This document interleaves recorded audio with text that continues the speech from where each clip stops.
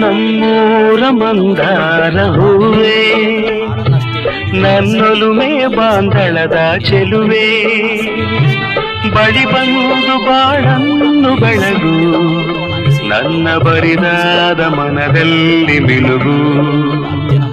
ನಮ್ಮೂರ ಮಂದಾರ ಹೂವೇ, ನನ್ನೊಲುಮೆ ಬಾಂಧಳದ ಚೆಲುವೆ, ಬಳಿ ಬಂದು ಬಾಳನ್ನು ಬೆಳಗು, ನನ್ನ ಬರಿದಾದ ಮನದಲ್ಲಿ ಮಿನುಗು. ನಮ್ಮೂರ ಮಂದಾರ ಹೂವೇ.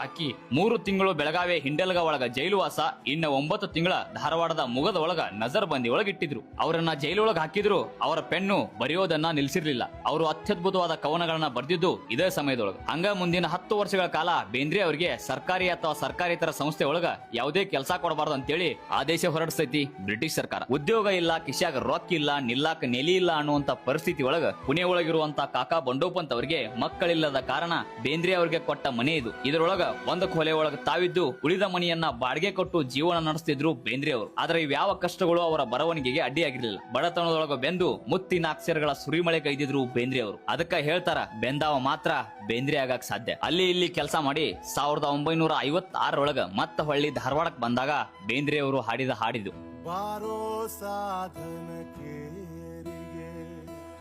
ಮರಳಿ ನಿನ್ನಿ ಊರಿಗೆ, ಬಾರೋ ಸಾಧನ ಕೇರಿಗೆ,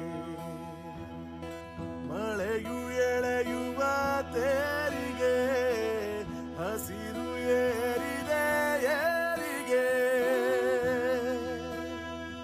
ಬಾರೋ ಸಾಧನ ಕೇರಿಗೆ.